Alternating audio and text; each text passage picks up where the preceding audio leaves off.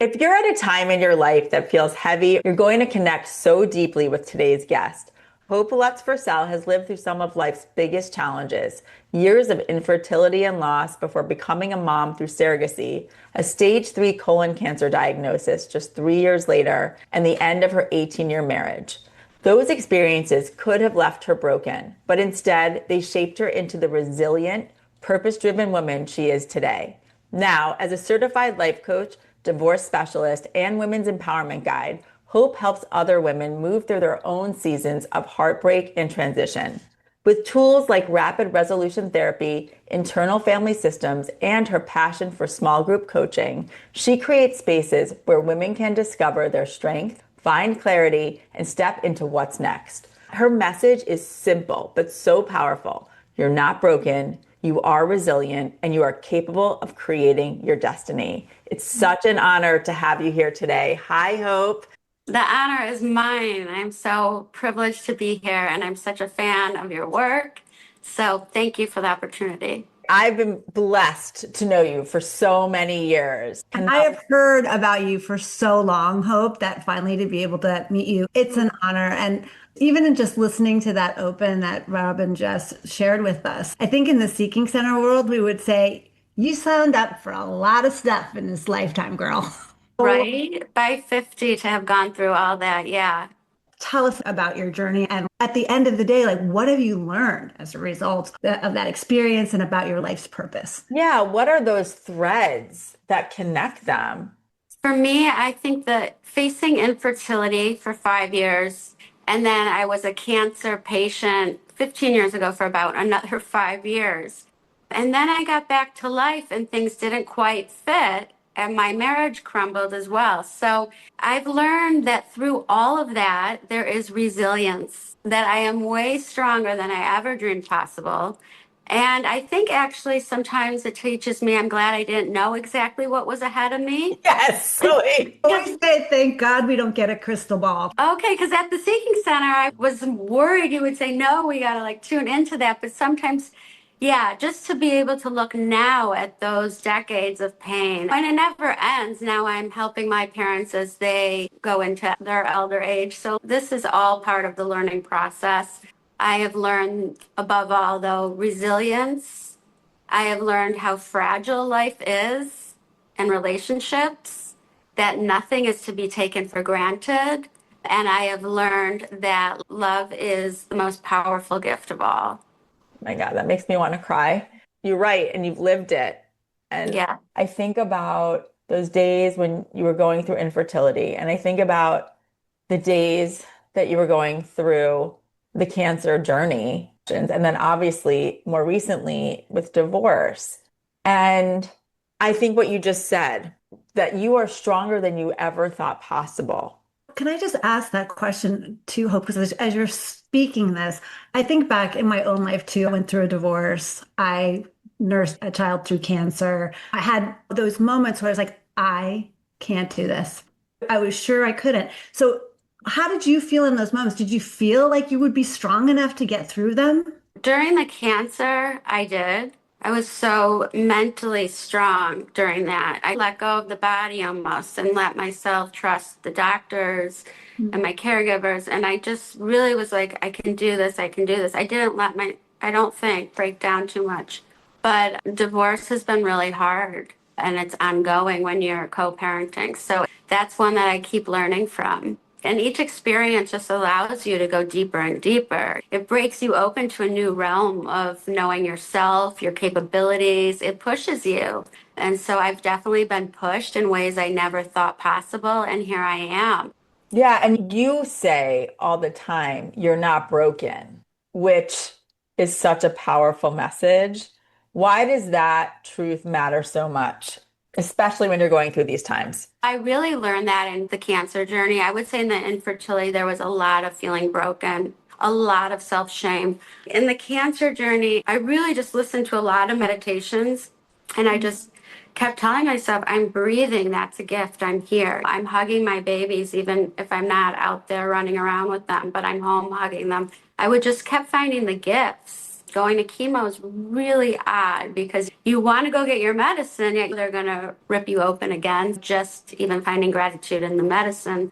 And so that's what I do with my clients now is really in any moment, if your heart's beating, if your eyes open, we can find gratitude, and focusing on that is usually a really good place to start. You specialize now in divorce. That's one of your specialties. And we've talked a lot on our podcast about grief, and grieving people that are still alive is a whole different game when somebody leaves you. And I'm reflecting too on what you said about your cancer diagnosis and even the infertility. It's like you were able to walk that journey because it was happening to you. It wasn't anything that you caused. I think when you look at divorce, sometimes I know myself, it feels like a bit of a failure. It feels like I could have done something to prevent this. I could have done something else. And I Yeah. think a lot of people feel that way when their marriages don't work out. Can you talk about how that grieving process for you, and how do you tell people how to deal with that? How do you move forward with that grief? And specifically with the grieving somebody that's still alive.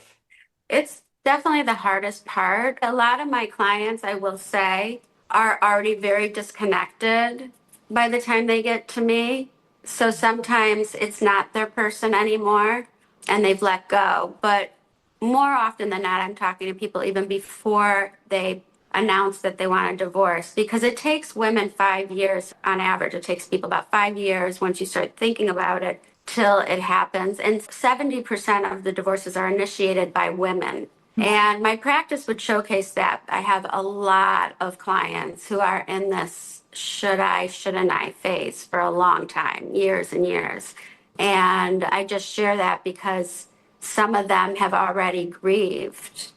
For myself, it was a mutual decision and there was no wrong, and we had tried everything to stay as a unit. So I didn't think I would grieve as much as I did, but I had a good year of being in a fawn position. We all think of like fight or flight.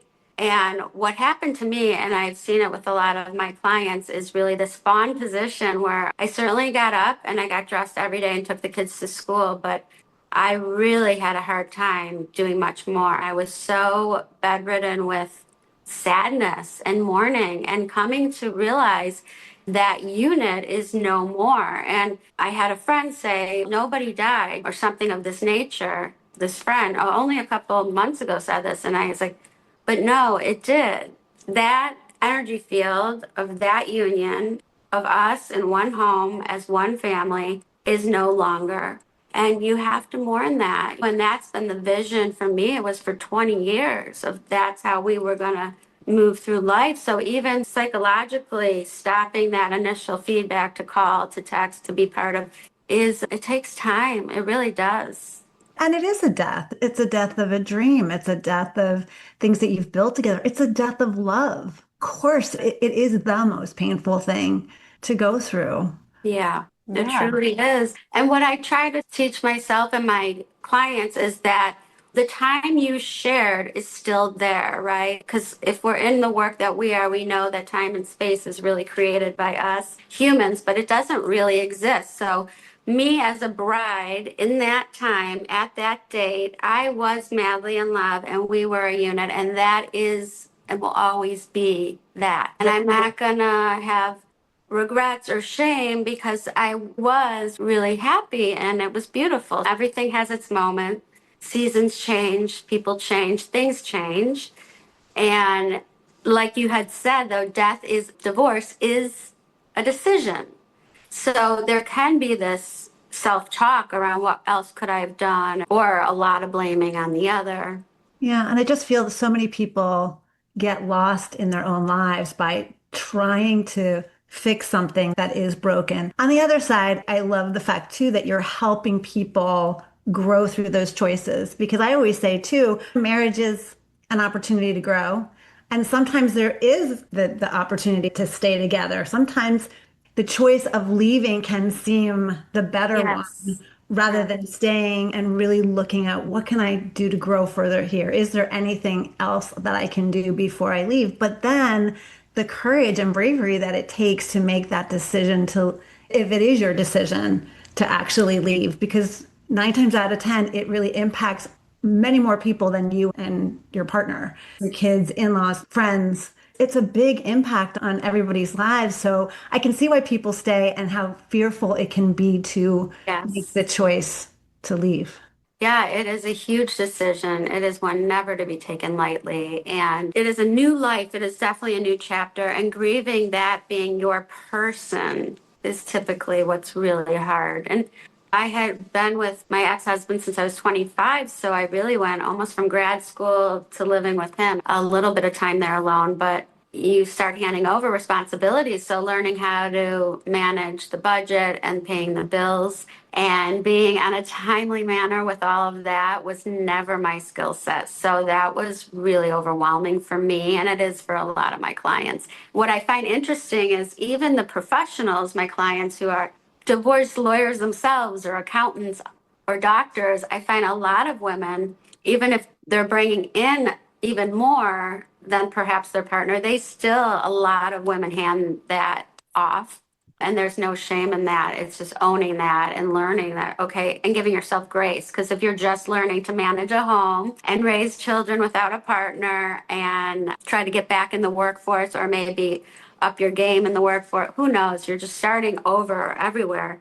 And so to take on these new skill sets like managing a budget, being an accountant, being a disciplinarian, if that wasn't your thing, keeping the house updated, if that wasn't your thing, is a lot and it can be overwhelming. And that's why I love my group work because a lot of us are in the same place, regardless of where we sit in the world or where we are in our divorce or in our new life. There's still a commonality for those that have stood in those shoes. Totally. And I would think too, in that space, the fact that many times if you have children, especially, you have to continue to have a relationship with that person and you're seeing them in a different light. So how does that work? It's really hard. Someone once said it's like if you're in high school and you are in lab with a partner that is your least favorite person in the school, or maybe even triggers you, and you have to be in a lab with them. So it's really hard. My one advice is there's apps that I really recommend, and having an app where you're communicating together through that and you're also storing medical documents and the calendar and you get into a system. It used to be for really high conflict divorces, but I think it's a really good idea for most families because just managing even the bills is hard. And so it's like you're left after this horrible breakup, perhaps the biggest love of your life, and now you are left to deal with calendars, discipline, and money. What could go wrong, right? I'm just thinking too, in your situation with your infertility, trying to have your children, and then the cancer, at least you had people to walk the walk with you. You had doctors and specialists on the journey. I feel like the journey of divorce is you're very much alone on that. Yeah, no, You you're don't right. necessarily have anybody. You might have friends who've walked the walk, but it's very personal. Yes, very. That's why I love my work. Sometimes I'm in a constant dialogue with some people. I Mhm. have a woman that's leaving an abusive relationship, and this is no joke. This is really serious stuff. I don't want to be out of touch. So right now I'm in the weeds with a lot of my clients. And a lot of the divorce recovery work I'm doing is people are living great lives and looking to go even further, rebuild even greater, dream even bigger. So it's not always that I'm working with people that are in the thrust of the divorce. I do really enjoy the divorce recovery work as well. I know we're going to talk a little bit about some of the other tools and practices that you work with when you're helping your different clients. But I also want to just acknowledge the fact that as we grow, and I think about all your different experiences, and when you're in partnership, sometimes you grow together and other times you do grow apart because I'm thinking about it energetically. Frequencies change. And there is no judgment on that in the sense of no one's necessarily better than the other. It just changes. And so, therefore, as I'm thinking back to when you first got married, let's say, and the energy that was there and how that has changed over time. And it's 50% of people get divorced, right? So to me, And for so many various reasons. And I think about it from a soul perspective that this whole journey, this whole experience most likely was on purpose. Like you were supposed to play these roles for each other so that you could Yes. grow as souls. Yeah. And if you pick your partner at a different point in your life and you've evolved and changed, and that was a lesson to be learned about very often a childhood relationship with one of your parents that you've worked through, or, the universe, and you did the work, and then you're ready to evolve and maybe be alone for a while, maybe find another partner, who knows? But I think it's rare that you find a great couple that really are going to evolve from their youth until we live so long now. We have to honor the divorce process. And I do believe, and the professionals I work with are all committed to that, to helping families go through divorce with less shame, with less tragedy, saving time and money when we can. There's a lot of work being done here actually in Boca Raton where we're this collaborative movement and a lot of mediation work. So we stay out of the courtrooms and we save families money and time and stress and anger if we can. Where were you when I was I was going to say, I love that you're having this conversation together, Karen and Hope, because I know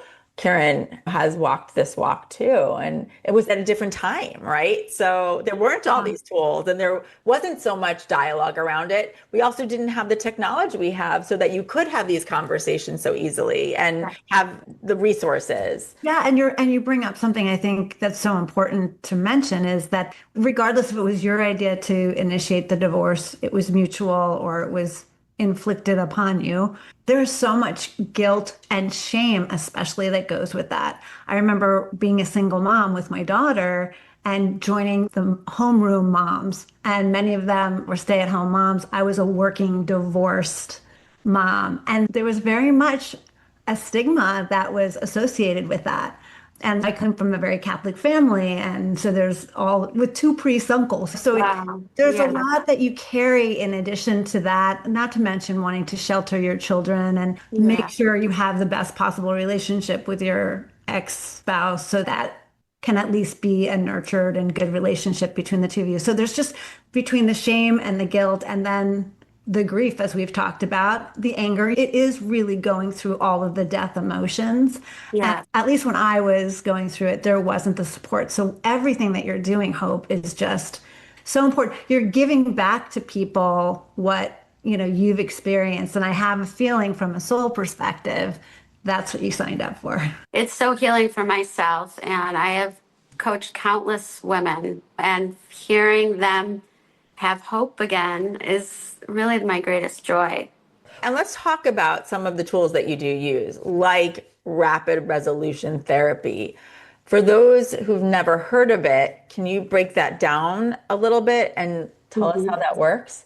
Yeah, so I took a course with John Connolly, and his rapid resolution therapy came after working with abused patients and people that have really seen horrific things. And what I got from the course, because you take different things, but from my training is that sometimes with psychology, we have our patients come and talk about the depth of the pain and sit in it and sit in it. And I almost imagine opening a scar or a wound and then send after an hour and tossing you back into the world raw and open. And then you come back and you have to sit there for years and years and go through this. And his whole notion was maybe not. And so what can we do really quickly? And how do we own the process with our client, not just let them go through it? So he uses guided meditation and really allows people to become open, and then goes back to where a self-limiting belief may have been started, oftentimes in childhood,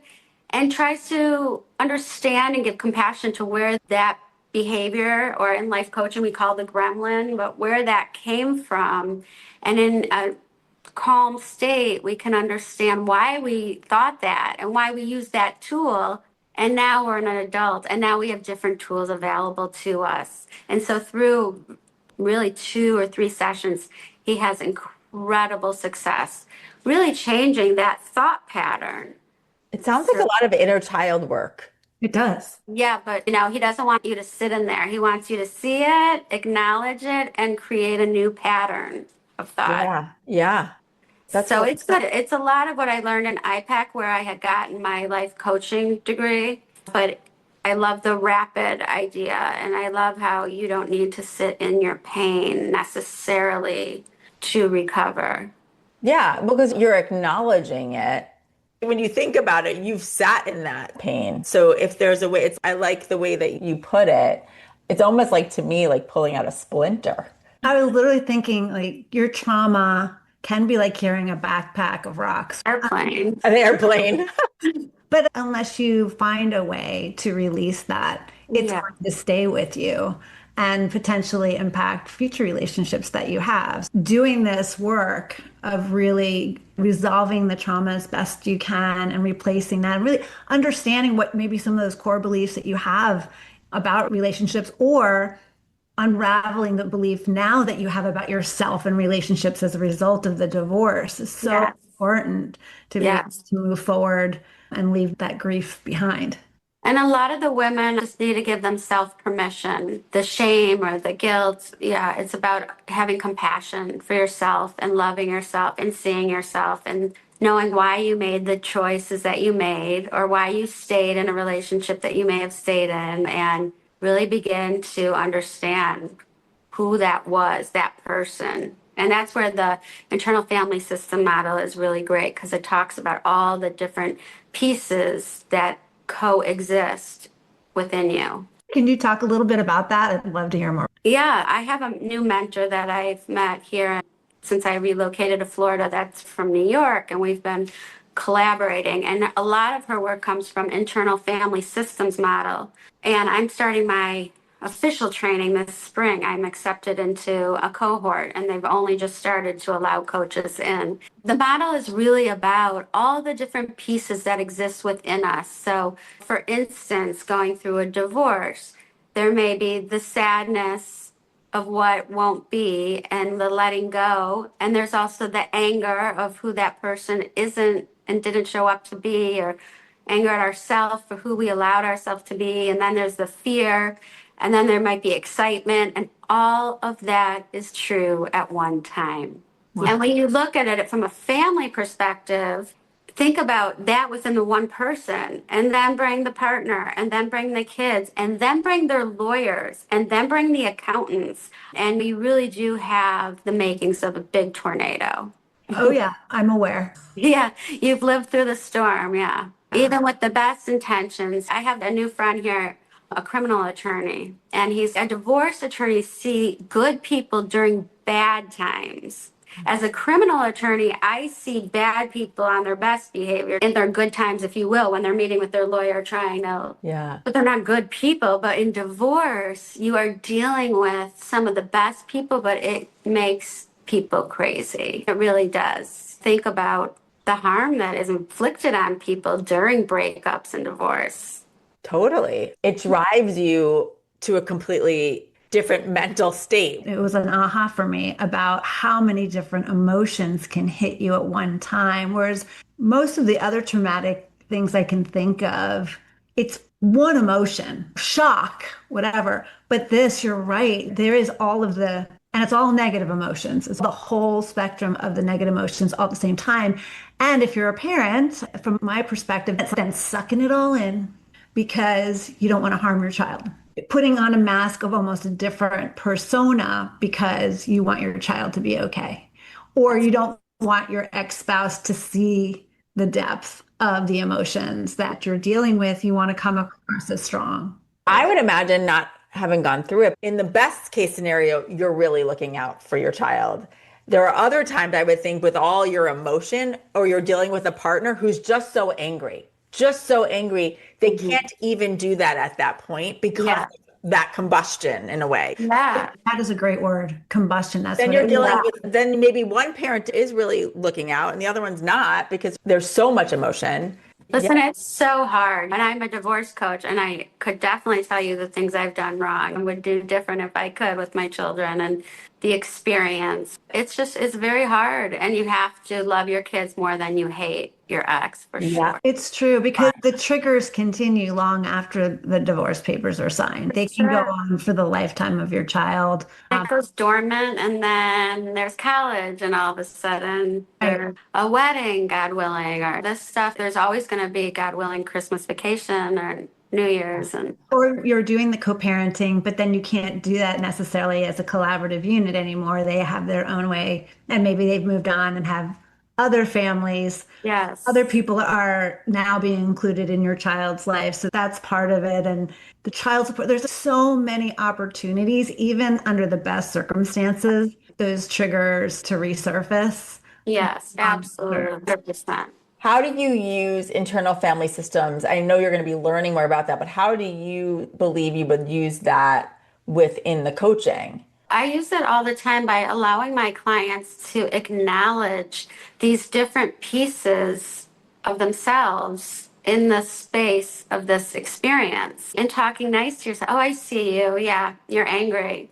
I get it. And that's where I work with them. Okay, I'm going to give you 5 minutes. Just let it out. Just go. Now we're going to shut that door, and training them to do that with themselves, maybe with journaling, or I like this mini ceremonies or rituals that they might create for themselves. And you allow that piece of you to be heard and shed. And then, okay, now we're going to listen to my sad piece, for instance. And guess what? We're going to take a nap and put on a mask and just understand how to feed all these different pieces of you, to acknowledge that they exist, and to also know that we can only hold one thought at a time. So we can consciously see them and move on. When, oh, that self doubt or the blame is, okay, I hear you. You talk nicely to yourself. I see you. I know that's coming up, and I'll get to you in a bit. Right now, wearing my happy place, and I'm really in with my child right now. Whatever it is, it's conscious living. That makes sense. It's learning mindfulness in a completely new way. It is. But again, and I really can say this truthfully, I'm grateful for going on the journey. It's like you were saying before, Hope. I'm grateful for my daughter. I'm grateful for learning what it's like to really be living on my own. I'd never lived on my own until I got divorced. So that was the first time. And so rather than looking at all those things that happened to me, it's like we always say, it happened for me because I became a much stronger person and I was able to be a role model for my daughter that I think would have been different if I had stayed at home. And I'm actually proud of that experience. And I do believe in my heart that my journey was something that I did choose for this lifetime, or that I knew I would have that opportunity to learn, because you sure don't judge people after you've walked that walk. I remember growing up and people talking about, oh, that woman's divorced, and putting labels on people. And gosh, once you've gone through things like that yourself, you never do that again. Yes, very true. Let's talk about some of the tools that you share with your clients. So if somebody feels completely overwhelmed, what's a tool, a practice that you suggest to help them get from that I can't handle this to I got this? Oftentimes, I'll use guided meditation and allow them to learn tools to focus on their breath, to close their eyes, to choose a color that feels right, and allowing them, even in their car, even in the shower, allowing just 2 minutes, 5 minutes. After practicing with me, they learn how to do it. So, first and foremost, is putting their attention to their breath and getting calm. And that's where we start. And then talking to ourselves about where are we in that moment, and it's acknowledging, okay, my anxiety is taken over right now. I see you, I hear you. And how do you feed your anxiety? You should know how to care for yourself like you did if you ever had children when they were toddlers. Okay, you're anxious. I know what's good for you. You take a walk for 5 minutes and you breathe in and out and you choose those colors, and then you are ready to sit down and make strategic decisions. So by working with a coach, you learn what are your skill sets that will allow you to thrive during the hard times. And learning that is where the gold is. It wasn't just that I went through these experiences like being a cancer patient or having a surrogate mother or divorce, I think it was when I was in those places, I reached out to a lot of different experts and I found wisdom from a lot of different places. So it's not just my coaching or rapid resolution therapy or internal family systems. It's also coming to truth with my client and allowing them to find what services them best. And that's why it's so beautiful to partner with you guys, because you have such an array of professionals for them to tap into that hopefully will bring them peace.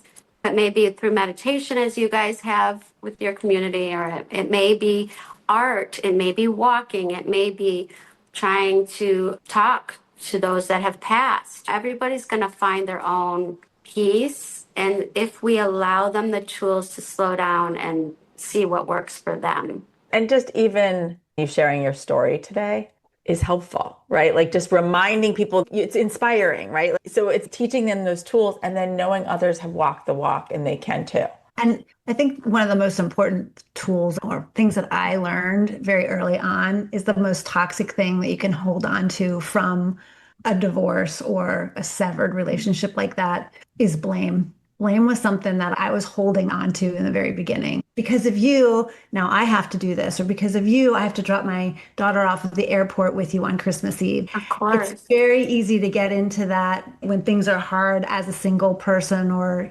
divorced person to justify your thoughts of blame. It feels slightly empowering, yet at the same time, it's the most toxic thing to hold on to. So using some of these tools to figure out ways to just release as much as possible. The blame game, I think, could be the most healing. Yes. And I had a great coach that helped me with that. And to not blame, but to learn from it. Who was I in the face of this? What decisions did I make? What did I allow? Really learning about yourself, because as you said, you're going to repeat the same things unless you learn from this experience. It's really starting to look at it as this opportunity to get to know who you really are and deeply. Yes. You've mentioned a few times about your small group coaching, and you also mentioned the one-on-one. What happens in that small group and in that circle that feels different than the one-on-one? Yeah. Thank you. I think that the group work, it allows healing to happen significantly quicker. It's in community, and I work with just women, so bringing women together. And I'm really excited about my virtual groups that I'm launching with a partner. And the beauty of that is that it's not necessarily women that you're going to see at the grocery store or in your neighborhood. It's nice when you have similarities, but you're not in the same state, and that you can connect from your closet or the car or the lunchroom at work. So virtual is really nice in that way, and I'm really excited about that. And my in-person in South Florida, I'm partnering with Barbara Bennett, and she's been hosting these groups in New York for over a decade. So I'm really excited about partnering with her and bringing them to South Florida. I love virtual for the reason of being anonymous. In-person has its own specialty to it, and that touching and feeling and being local could serve as an incredible way to make new friends and new communities. So I just love my group work. And I would imagine either way, you're finding people who are really going through the same thing at the same time. And so you don't feel as alone, which I think, Karen, you brought up, like this journey. I was literally just going to say that. I think when you go through a divorce, you do feel like you're alone. You feel like you're the only one who's experienced it before. You know that you're not, but it is one of the most lonely times in life. And you don't always feel, I didn't have anybody to talk to. I was very young when I got divorced, and some of my friends weren't even married yet. So I felt like I had no one. The only one I could talk to was my grandmother, believe it or not, who had gone through a divorce. And so this idea of being able to have someone else who's walked the walk, maybe not exactly the same, but who has those same feelings, that has got to be such a gift. Yeah, it is. Let's also talk about the spiritual aspect. We've alluded to a little bit of it. And I was just even thinking about how really at the top of this, you talked about from a seeking center perspective, a lot of what we do is somewhat looking ahead, right, where we can. And how we said, if you knew, you're not so sure you would have walked this journey. But I want to ask you, I've known you throughout so many of these different experiences, and I know how open you are to exploring things from a spiritual perspective. And I would ask too now, and I don't know how recently you have looked back, you don't need it because you are resilient, you are moving forward. But it's in a way, it could be so validating to say, if you talk to our resident astrologer, Stevie Kalista, and you say, look at my birth chart. What were some of my tenets of my soul journey? And then you talk to a Michelle Nolan who does tarot therapy and she can look at a journey. Is that helpful in terms of looking at those threads? Yeah, of course, it depends on the seeker, right? And what are they seeking? I would definitely say if time and money were not an issue, me personally, when I'm in those journeys, I would take it all. I Yeah, would want right. everything. Because when I was facing life or death, I took on Western and Eastern philosophies and doctors and shaman healers and believe in it all. And I think, again, when you have a client, you can get them centered so they can really figure out what's speaking to them, right? What's their language? What's going to be most meaningful for them?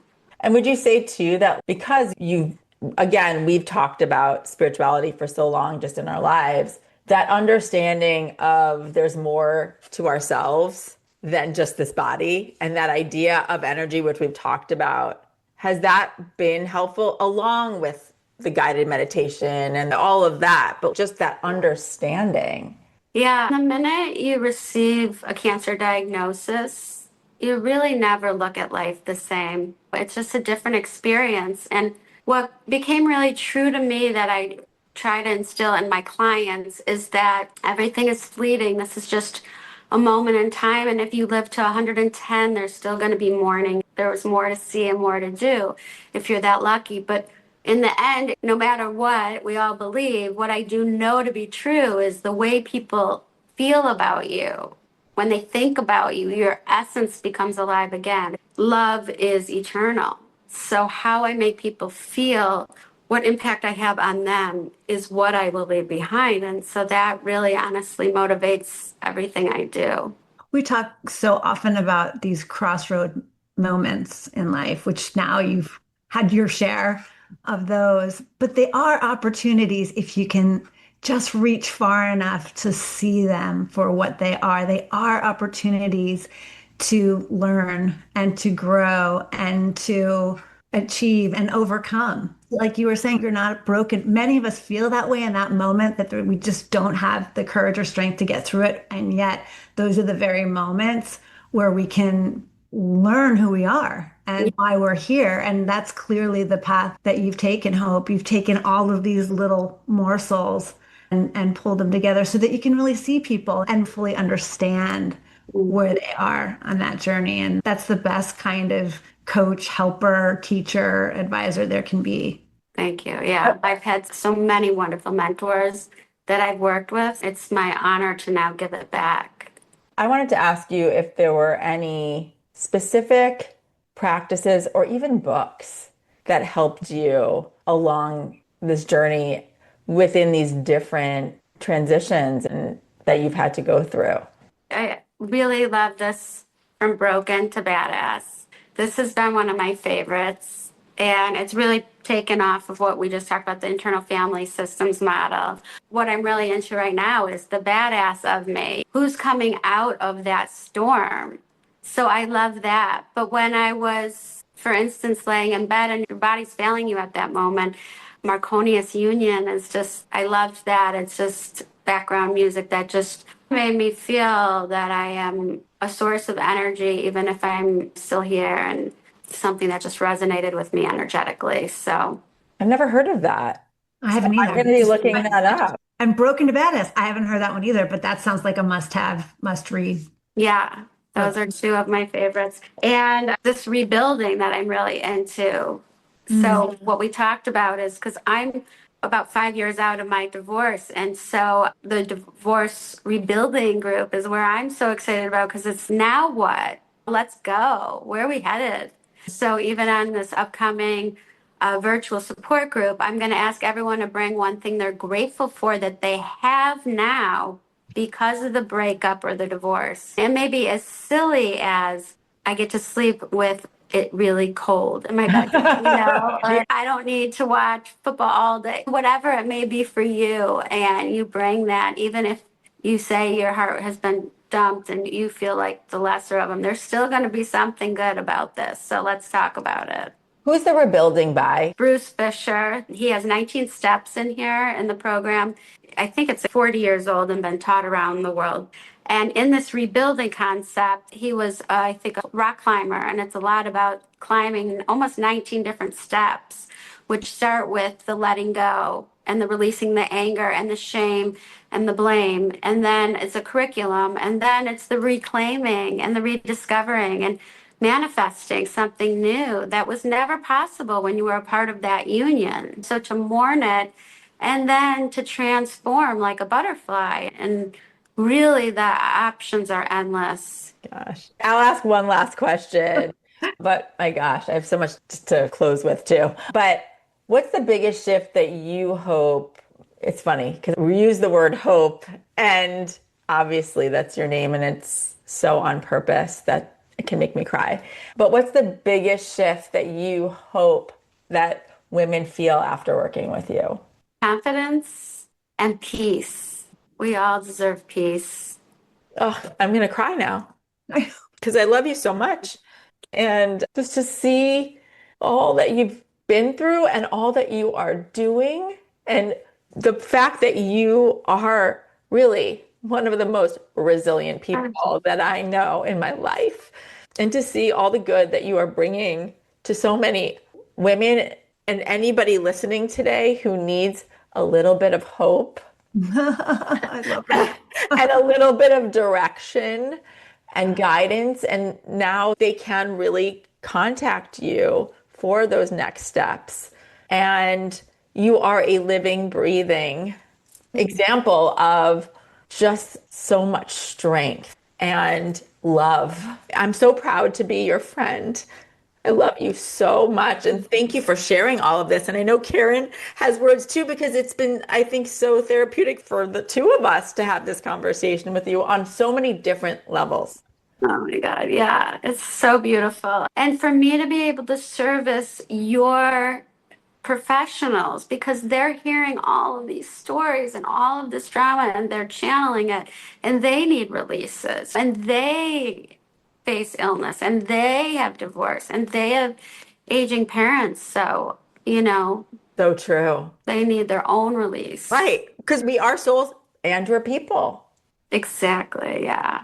I think that anybody lucky enough to listen to this conversation so that they can meet you, Hope, is going to find that hope word keeps coming back, because I think this just reminded me about my own journey and is taking me back to those moments where I felt so alone and like there was just no one who could understand what I was going through, and did feel hopeless at that time in my life and not knowing how I was going to make it.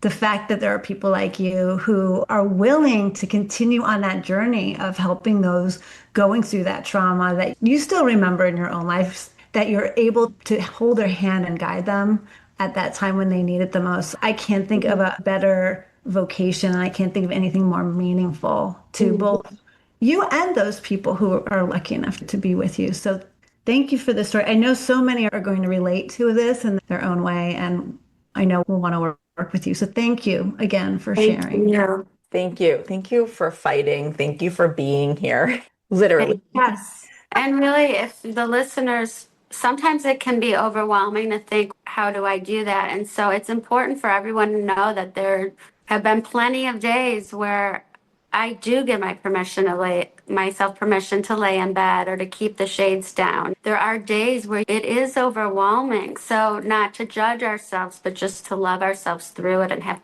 self-compassion is really important. Thank you. And if you are interested in learning more about working with Hope, you can visit hopefirsel.com, and we'll have that in our show notes. She has so many different offerings and ways that she can help guide you. So definitely check that out. Thank you. Thank you both.